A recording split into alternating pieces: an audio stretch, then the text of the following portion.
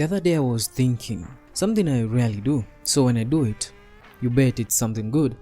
Why do I enjoy watching people fail? And I'm not talking about someone getting robbed or getting fired.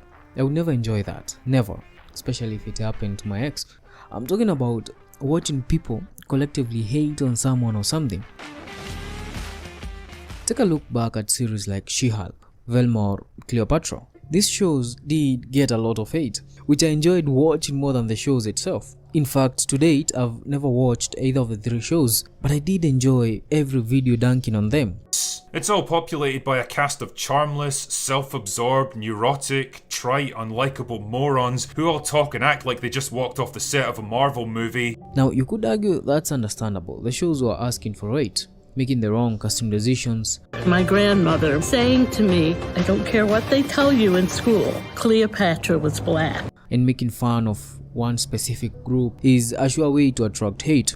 Just being a white guy with a clipboard doesn't cut it anymore. Which could explain most of Peguinz0's videos.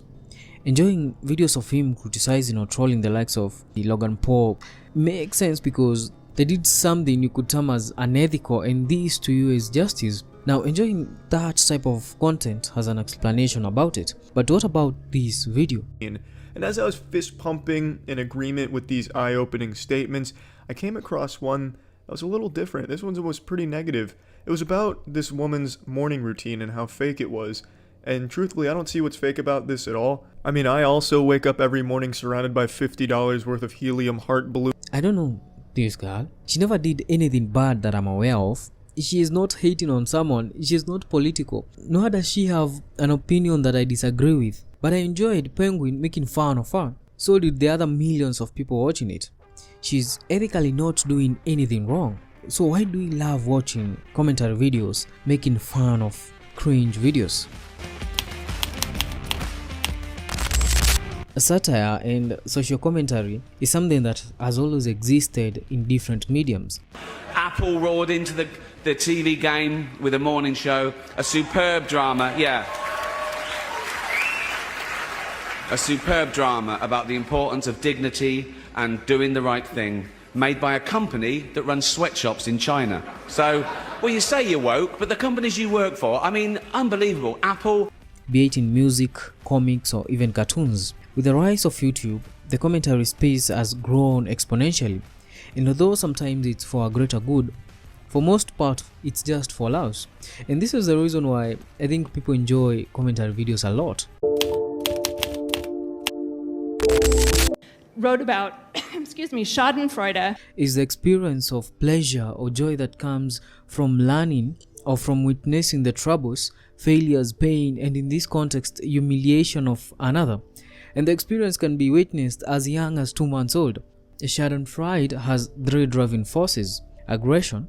Aggression involves group identity, explained as the joy of observing the suffering of others comes from the observer's feeling that the other group's failures represent an improvement or validation of their own group's status in relation to the other group. Big Think gives an example of the kind of feeling you might feel when your favorite team rival loses a crucial game to somebody else. In the commentary world, this to me feels more like political commentary channels. Whenever a woke film flops, think of films like Lightyear or Strange Worlds, which had gay couples. Commentary channels will be heads over tail, and as a conservative viewer, there will be some sort of excitement because it validates your opinion. You know, I told you so. All right. Daily Wire has this report. Disney's latest agenda-pushing project is off to a brutal start at the box office. Strange World, an animated film featuring a gay teen romance, opened Wednesday with a poor $4.2 million in ticket sales and is projected to bring in as little as $21 million over what should be a strong holiday weekend. The film, which pushes sexual orientation and climate agendas, is on track to be Disney's latest over-woke nightmare.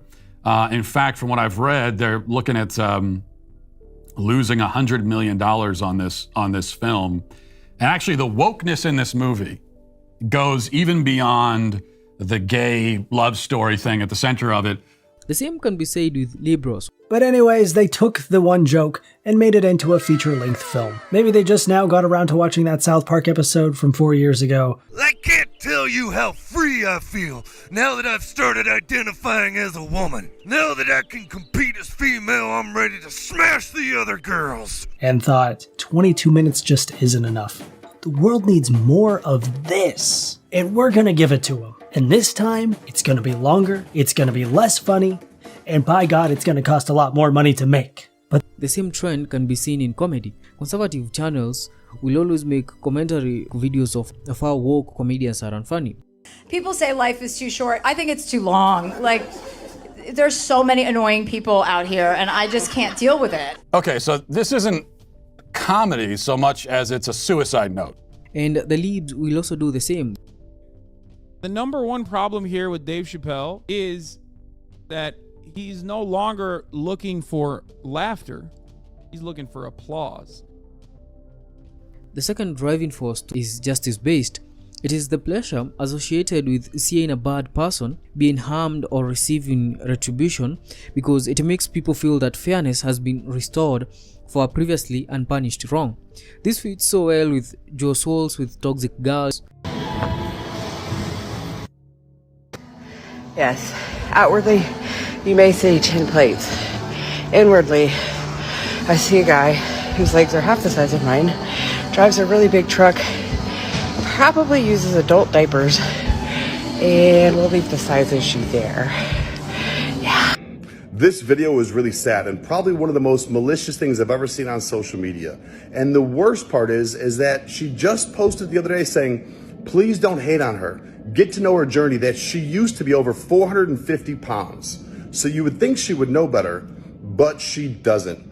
Instead, she sees the amount of weight that this man is lifting and decides to use that to belittle and shame him. She even goes as far as emasculating him based off the size of his manhood. Are you serious?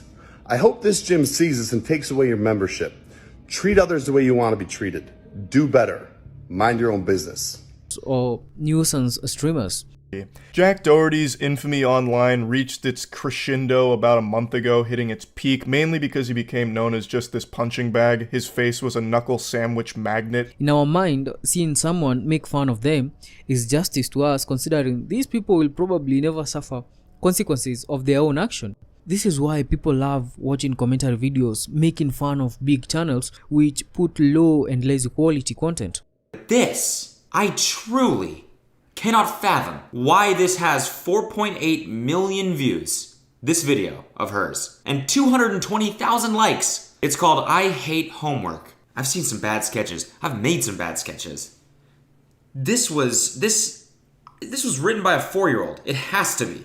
These people are filthy rich. Making fun of them is the only way you can get back to them. And from what we know, no matter how rich, successful or famous you are, criticism will always get to you. Jada, I love you. G.I. Jane 2, can't wait to see it. Take a look back when Liver King's steroid use leaked. It felt justice with everyone picking him apart. This is a rivalry-based Shenfield, which arises from the observer eliciting pleasure from another person's misfortune because the observer now feels better about their personal identity and self-worth, which is similar to tall poppy syndrome, which refers to successful people being criticized because their peer believe that they are too successful or are bragging about their success.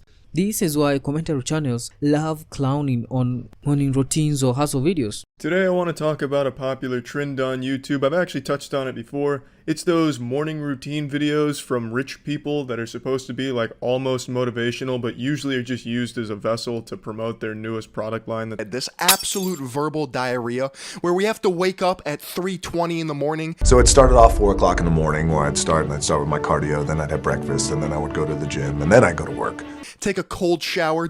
Another group of videos that may fall in this rivalry-based Shenfield are the nutty or not nutty videos. These normally talk about influencers who have perfect bodies and sell either supplements or courses on how to attain their bodies, while in reality they are using an additional substance. Natty or not, here I come. I'm not on steroids. I don't know how many times I need to clarify this. A couple years ago, we talked about Logan Paul and his alleged steroid use. Now that we have an explanation to the 3 driving forces, how do you explain this? Cut right into this. Look how juicy it is. Look at the pool of, look at that. That's a lot of juice. Ho, ho, ho. Yes, don't worry. I have brought you exactly what you asked for. There's no politics, no justice being served here. These people are not mildly successful. Why would I enjoy someone making fun of them?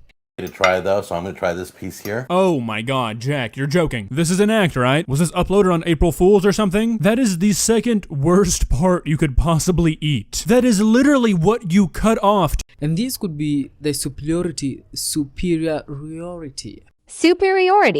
Theory. The theory traces back to Plato and Aristotle. The general idea is that a person laughs about the misfortune of others because they assert their superiority based on the shortcomings of others. We feel superior to the person who is the target of the joke. Plato described being both a pleasure and pain in the soul. For Aristotle, we laugh at inferior or ugly individuals, okay, that was too far, because we feel joy at feeling superior to them. To him, what makes something funny often involves ridiculous features. Ridiculous is often something highly inferior, sometimes deliberately, so to make people laugh or to get their attention, and sometimes unintendedly, so as to be considered laughable and to earn a provoke, ridicule, or decision. An example would be with the No Jumper podcast and whatever podcast. They have to know what they're doing. It's not a coincidence that they invite women who have the most absurd takes on everything. For example, did you ever hook up with like 2 dudes in a night or 3 dudes in a night? Yeah. More? Yeah. More? There's a specific high number for the most I did in one night, but Let's hear it. But at one night, 10. Was that like This is a marketing plan that they are doing that is growing their podcast. And it's working. You have some of the biggest commentary channels talking about you.